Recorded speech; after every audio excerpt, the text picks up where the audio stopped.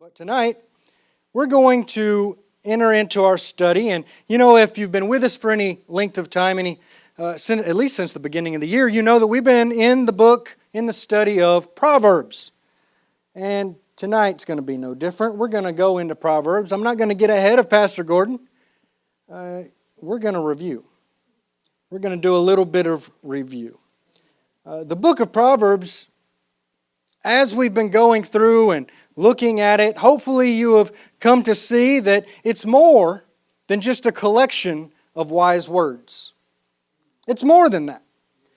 You might have also noticed that, and Pastor Gordon has told us, that it's really a collection of good fatherly advice. Solomon wrote Proverbs to his children, to his sons, he says, over and over again in there. And it was good fatherly, wise advice. We can look at the Proverbs, we should look at the Proverbs as being just that. But not as words that are coming from Solomon, but from our Father, from God, straight to us. I can remember back a few years ago, as he was completing his time in college, his time at university, Tyler Keaton, Pastor Gordon's oldest son, he was getting ready to graduate and then he was planning a trip. He was going to take a vacation. You might remember this. He was going to vacation and take a backpacking journey across Europe. And this was a big deal. At that point, he hadn't done much traveling and surely hadn't done that much traveling on his own before. And that's, it's pretty much the other side of the world, right? There's a big ocean between us and Europe. But he was planning on making this trip, and Pastor Gordon, he was concerned for his son. As most of us, as most parents would be concerned with our child as we send them off into the world to do something like that, a big adventure. And I can remember one Wednesday evening, it was right down here after the service, Tyler was standing here and Gordon was standing here, and I overheard some good fatherly advice that Gordon gave to Tyler in regard to this trip. And now, if you were going to send your kid off on a backpacking adventure across Europe, some of the wise, good advice that a father might give their son would be like, hey, make sure that you've got a really good backpack. Don't take a junky backpack. You don't want anything that's going to fall apart or leave you wanting for a place to put all of your stuff, or you don't want anything like that. Make sure you've got a really good backpack. That's not the advice he gave him. At least not the advice I heard. No, he gave him better advice than that. A father might say, hey, as you're going along and you're making this trip across Europe, make sure that you keep an eye on your money. That you guard your money, you put it in your pocket and where nobody else can get it. Europe is full of places that have a lot of pickpockets and thieves that would just love to take advantage of a tourist backpacking. No, he didn't tell him that. What I heard him say that night was this. He said, Tyler, you're about to go on this trip all by yourself to a foreign land, to a foreign country. Make sure that above everything else that you do, guard your passport.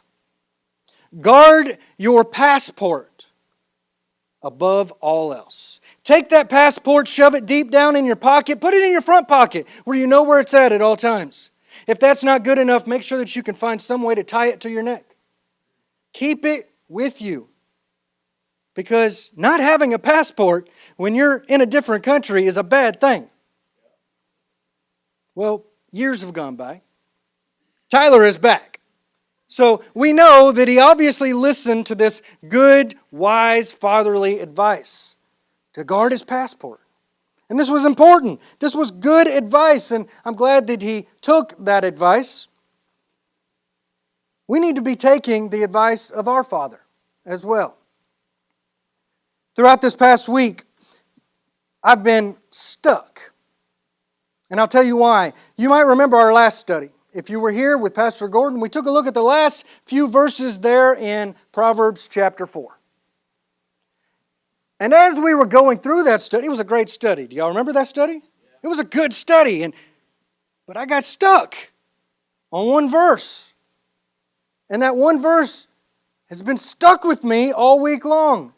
And I was planning for the last several weeks, as I knew Pastor Gordon was going to be going out of town, to teach from 1 Kings. And I had a message planned for that, and then I felt the Lord just speaking to me saying, hey, spend a little more time right here on this verse. So tonight, that's my plan. That's what we're going to do. We're going to go back to Proverbs chapter 4, and we're going to take a look at those last 8 verses there. But we're only going to focus on one verse. One verse. Tonight, we're going to be looking at Proverbs chapter 4, verse 23.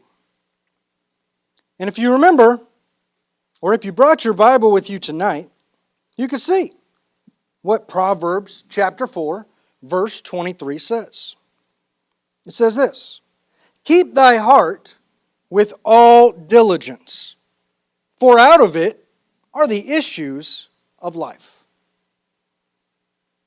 Keep thy heart with all diligence.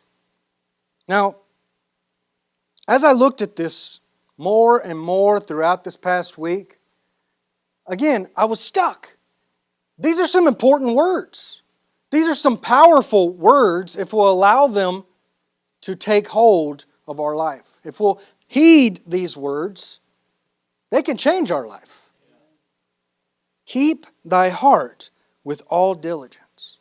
As the more and more that I looked at that, I really started to focus on the first part of that 23rd verse.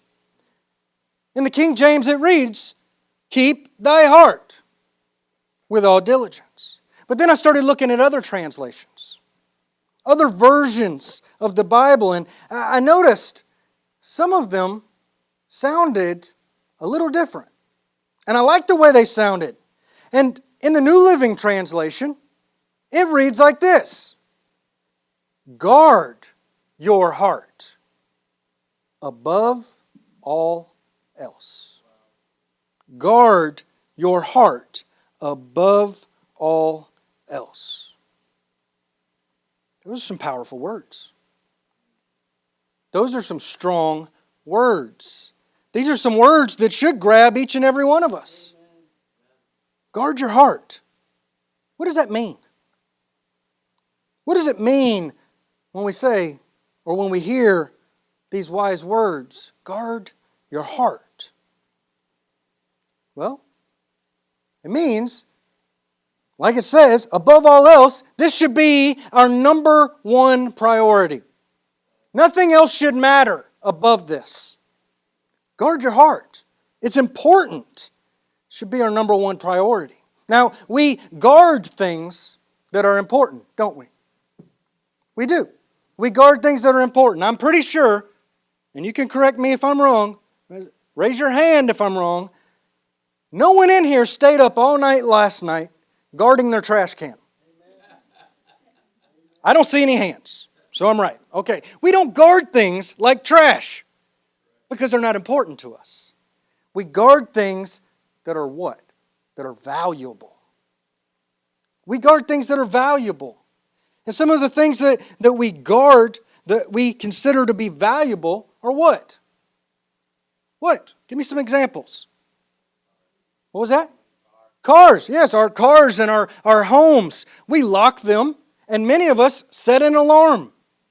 This is a form of guarding. We trust that alarm company or that alarm on our cars is going to act as a guard for us. What else? Money. I heard money. Yes, our money. We put it in the bank, and we put it in banks and financial institutions that have a guard. You don't see it as much now as you used to, but I can remember being young, you couldn't go into a bank without there being a guard that you had to walk by first, and he had a gun, and he was guarding. We guard things like money because they're valuable to us. What else? You said family? We guard our family. Think about this. If you have young children that are in public school, there are police officers and sheriff's deputies that we position and we place at these schools. Why? Because our kids are valuable to us. They're important to us. And we need them guarded. What else? Business secrets, right? Business secrets are an important thing to value, to guard, right? If there's any business people in here, you know this is the truth. I think about Kentucky Fried Chicken, right? They had a big secret for a long, long time. You know, that secret recipe for their original recipe, those 11 herbs and spices. 1930, they came out with this Kentucky Fried Chicken original recipe, 11 herbs and spices, but they wouldn't tell you what it was. And from 1930 until around 2016, maybe it was 2018, that was a closely guarded secret. The family kept that a secret. The business kept that a secret because it was important that they maintain their business. But what happened? Sometime around 2016, 2018, the secret got out. Somebody got loose and got lax and let the secret out. They left a piece of paper with the recipe laying around and somebody saw it, and pretty soon that was reported. And the secret was out. Everybody knows what the 11 herbs and spices are. You can find it online. I'm not. But this is a secret that they had guarded for a long time because it was important, because it was valuable. And this is what we do. We guard things that are valuable. Now, our heart in this verse is mentioned. Guard your heart above all else. Now, why do you think it is that our heart is mentioned? Why? Is it because our heart is that organ that's inside of our body that pumps blood throughout our circulatory system? Is that what makes it important? No. No, yes, that's what it does, but no, that's not what makes it important. The Bible tells us over and over and over again, as a matter of fact, 800 times, that the heart is more than that. The heart is so much more than just an organ that pumps blood, but the heart, when given this word in the Bible, it's not just pointing to that little thing beating inside of your chest, but the heart is more. It's everything that makes up your body, your soul, your mind, your entire being. This is why it's so important. It's who you are. It's all that you are. We need to guard this. What we expose our heart to dictates all of our actions, our attitudes, and our focus. I'm going to say that again. What we expose our hearts to dictates all of our attitudes, our actions, and our focus. This is why it's so important. This is the only reason that this verse tells us that we're to guard it above all else, or keep thy heart with all diligence. But how do we do that? How do we do that? How do we protect it? How are we supposed to guard our heart? Well, Solomon, in all of his wisdom, his God-given wisdom, he gives us 4 ways here to guard our heart, to make sure that our heart is guarded at all times. And each of these 4 ways links back to a particular body part. The first thing we see is this, that in guarding the heart, it is necessary that you guard your ears. Guard your ears. Take a look back at verses 20 through 22. Solomon says, "My son, attend to my words, incline thine ear unto my sayings. Let them not depart from thine eyes. Keep them in the midst of thine heart," or keep them in front of you. Remember, don't forget. He goes on in verse 22, "For they are life unto those that find them, and health to all their flesh." Guard your ears. What are you listening to? What are you listening to? How about your music? Uh-oh. What are you listening to on the radio? Is it good? Well, yeah. I think my music's pretty good. No. Is it good for you? That's the real question. Is it good for you? You know, I'm not a Puritan. I do listen to music that's other than Christian music. I love Christian music. I love to enjoy it. If you go out to the car right now, that's what you're going to find. But I love country music. That's my confession. And I think it's okay. I think country music is good. But is country music good for me? That's something that I have to ask myself a lot. Because my family might come and ride somewhere in my truck with me one day, and there's Christian music on the radio. But the next time they climb in there, they might find country music. But then they climb in there again, and it's back to Christian music. And this reason is because as I begin listening to this music that I love so much, I think it's good stuff. I really like the 70s, 80s, 90s, real country. Not this junk today. As I'm listening to that music, though, something happens. I begin to get influenced by that music if I'm not careful.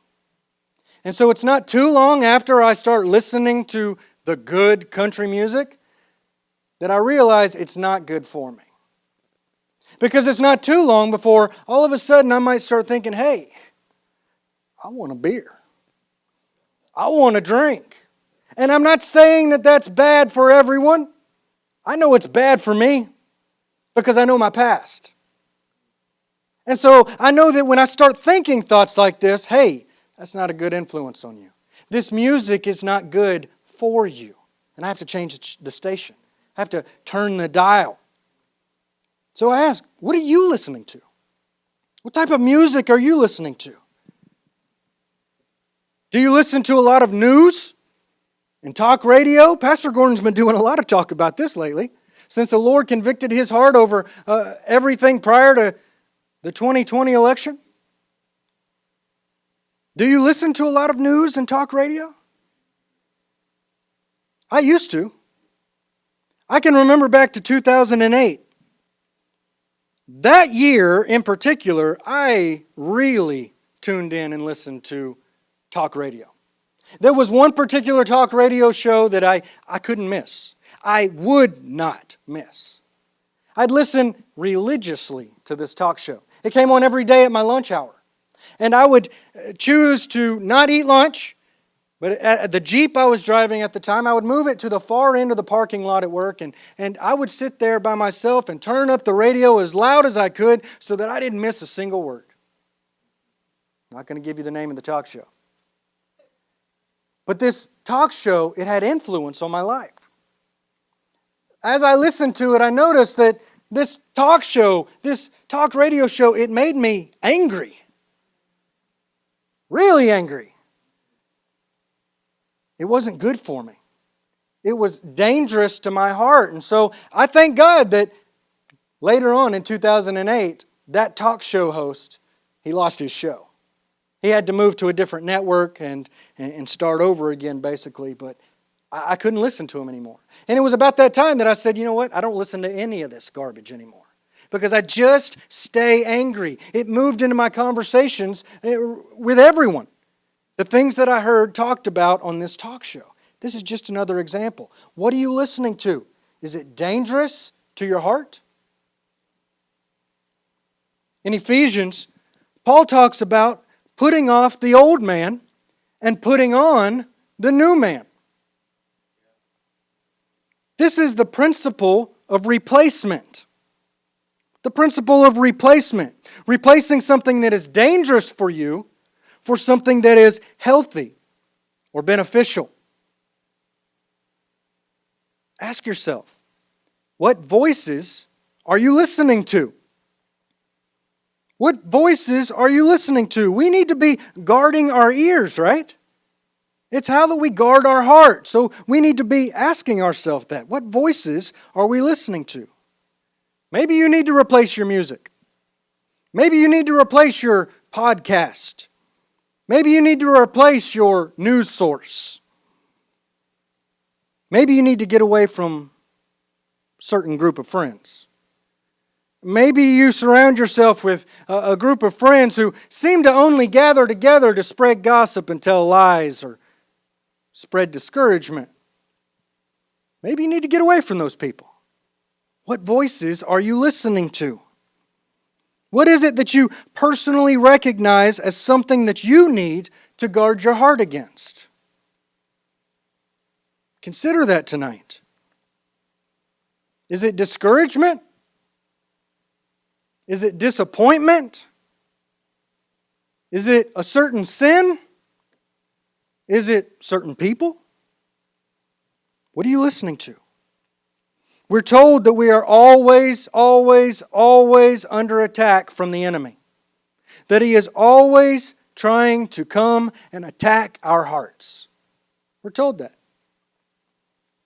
What is the tool or the weapon that he chooses to use or to employ the most against you? What is it? In regard to your ears, what is that tool? Whatever it is, you need to get rid of it. You need to make it where it's harder for him to use that against you. A wise person will replace those voices that we hear and replace them with the voice of God. Open your Bible. Maybe go online and choose one of the millions and millions and millions of good biblical studies that are there for you to be able to listen to.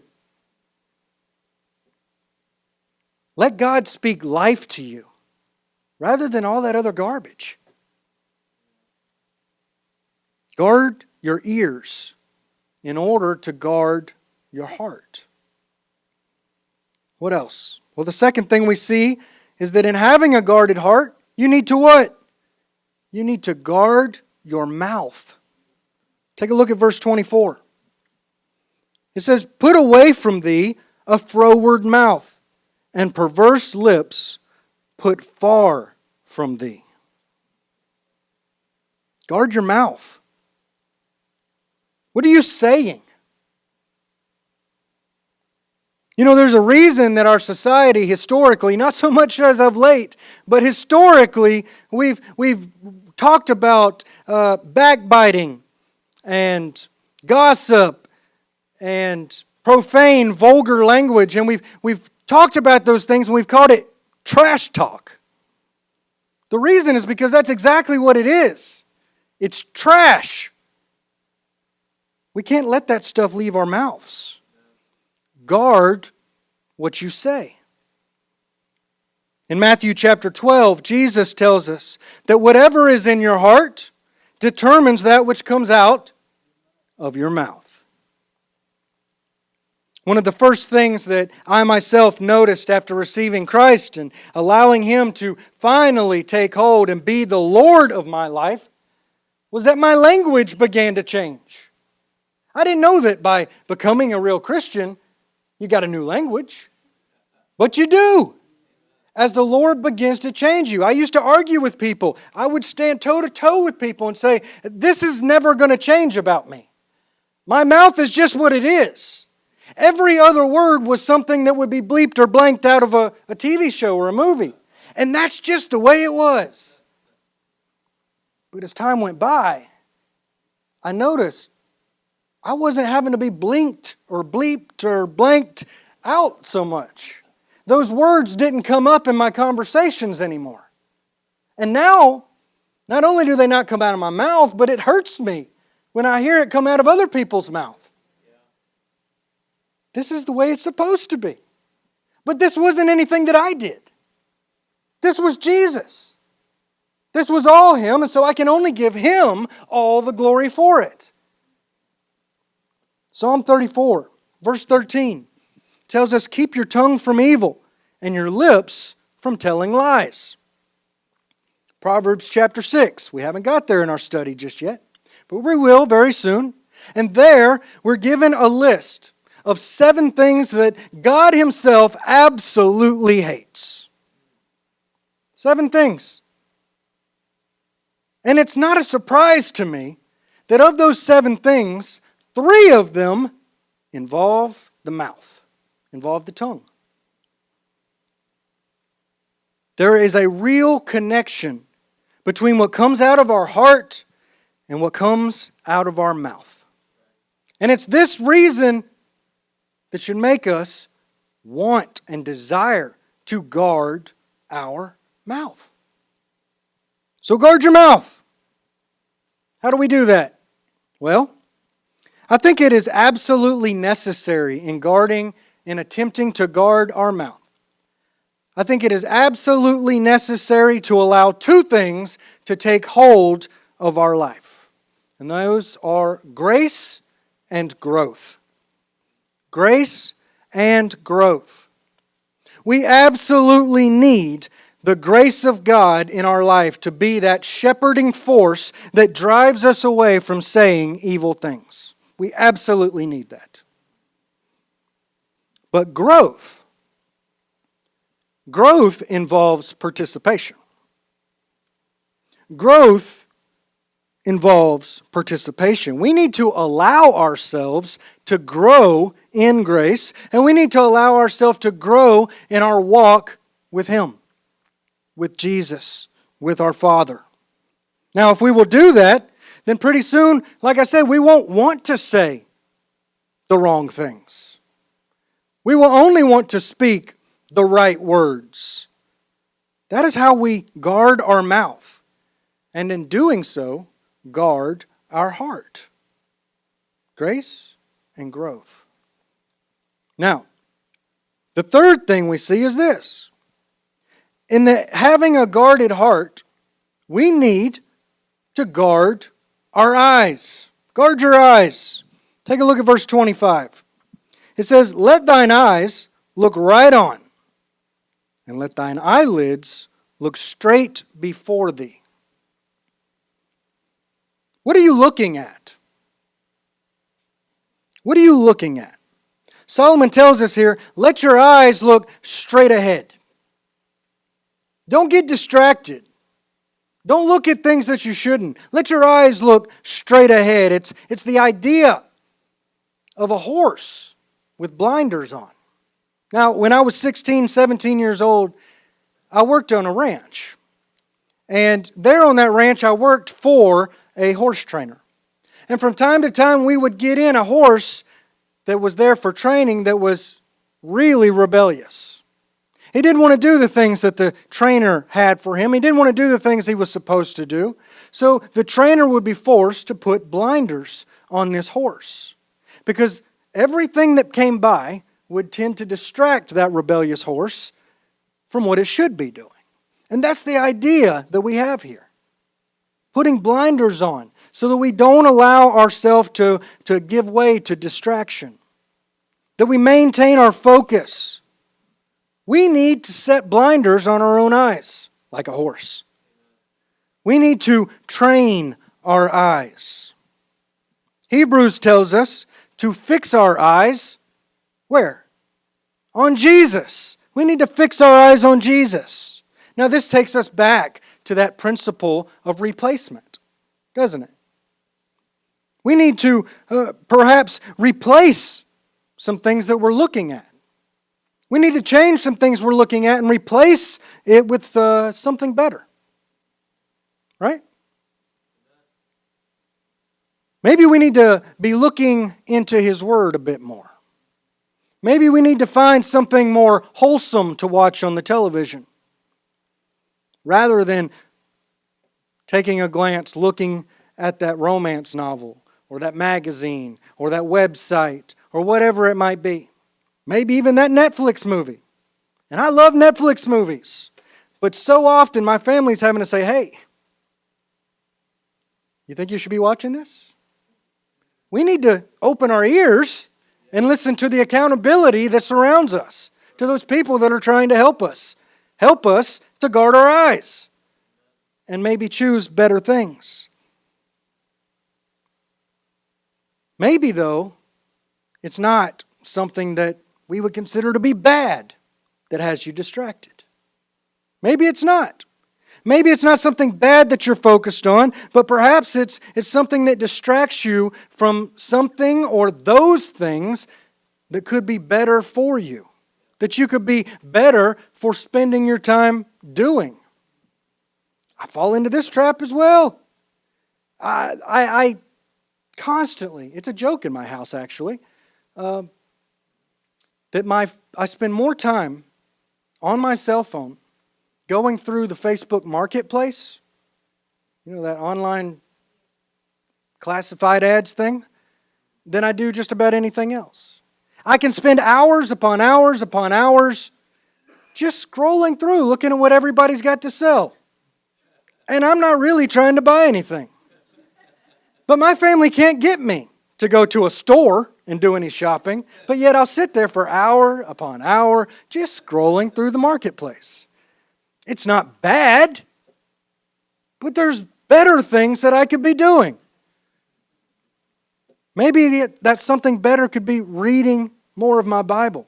I could read more of my Bible. We could all read more of our Bible. Maybe that something better would be spending time with family. I asked the guys in the men's study just last month to help pray with me about wanting to spend more time with my family. We should want to do these things. Maybe something better that I could be doing, that maybe you could be doing, is actively pursuing. A word that kept coming up in the men's study last night was this word intentional. Maybe we need to be more intentional about making eye contact with those people around us and developing those relationships that are right before us rather than our cell phones. Again, I'm confessing tonight. These are things that we could do in order to help to guard our heart, right? Guard your eyes in order to guard your heart. Now, this fourth thing, we're moving right along. This fourth thing that you must do in order to have a guarded heart is this. We must guard your feet. We got to guard our feet, right? Take a look at those last two verses. Solomon says, "Ponder the path of thy feet, and let all thy ways be established. Turn not to the right hand, nor to the left. Remove thy foot from evil." Guard your feet. Where are you going? Where are you spending your time? What path are you walking? Is it the straight and narrow? Proverbs chapter 14, verse 12. Here Solomon tells us that there is a way which seemeth right unto man, but the end thereof are the ways of death. That's serious. We cannot stay on this right path or on this right road by our own efforts, though. That is a fact. That is a fact of life. That is a fact that has been proven time and time again by person after person after person that has lived before us. We cannot do this alone or by our own efforts. We absolutely need, I mentioned this a moment ago, we absolutely need accountable relationships that are willing to walk beside us. Not only accountable relationships that are willing to walk beside us, but accountable relationships that are willing to come along with us as we walk in the footsteps of Jesus. Think about what Jesus said. He didn't say, "Go that way, I'll watch over you." He didn't say, "Go ahead of me and I'll watch over you." He said, "Follow me." In order for me to follow Him, that implies that I need to be looking at His footsteps so that I can walk in those same footsteps. That's what's going to protect me. We need accountable relationships that are going to help us to walk this path. They're going to help us to walk in the footsteps of Christ. 2 Thessalonians chapter 3, verse 3 tells us, "The Lord is faithful. He will strengthen you and guard you from the evil one. Guard, there's that word again. Guard you from the evil one. Are your feet walking after Christ? In everything that you do, in every place that you go, are your feet walking after Christ? Are you going into the places that He would lead you to go?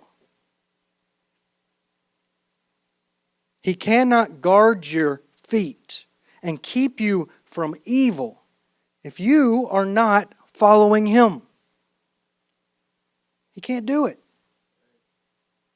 Guard your feet in order that you can guard your heart. I told y'all we were moving right along. That's the end of the verses there, isn't it? But as we close and wrap this study up, like I said, I just wanted to review a little bit from what Pastor Gordon led us through last week. Because this verse, this idea to guard our heart, this stuck with me all week. And it should. And I hope that it sticks with you as we leave from here tonight. But as we close, a few months back, one of the men in our church, he began experiencing a lot of heart complications, a lot of heart trouble. And this drove him to the doctors, and then it drove him to ultimately be required to have an implant put in. An implant of a pacemaker that would restore proper function and rhythm to his heart. Now, as we talked about this, as he was going through this time frame, in order for me to better understand what it was that was going on with him, in order for me to pray maybe a little bit more earnestly, I started doing some research on his problem and on this idea of pacemakers and implants like that are used. And so I went to the doctor and I began talking to a doctor, my favorite doctor, Dr. Google. And Dr. Google, he doesn't always have the right answer, so be careful with that. But one of the things Dr. Google showed me was an article. And this article, I began reading it, and it said this: while modern pacemakers and ICD implants are viewed to be trusted medical aid devices, patients with these implants may encounter episodes of irregularity requiring the need for immediate calibration or reset in order to restore optimal function. The need for immediate calibration or reset in order to restore optimal function. I thought this was interesting. Maybe tonight is a night that your heart is in need of immediate calibration or reset. Maybe. Whether we've been walking with the Lord for a long, long time, or we're only just coming to know Him. It's real easy. Remember what I said, the enemy is constantly coming against us and attacking us in an effort to sway our heart, to pull our heart, to capture our heart. It's real easy for us to begin taking the wrong steps. Maybe tonight is a night that we need to stop. We need to ponder these questions. And we need to take inventory of our own life. And we need to look at this verse and see, maybe I do need to take a little bit more care to keeping or guarding my heart. Maybe tonight is a night where you need that calibration and reset. Surely I'm not the only one in this room that need this. It's important that we guard our heart. We've been talking about this all night. Guard your heart above all else. This should be our number one priority. Above all else. Guard your heart. Will you pray with me? Heavenly Father, we thank you, Lord, for our time together tonight.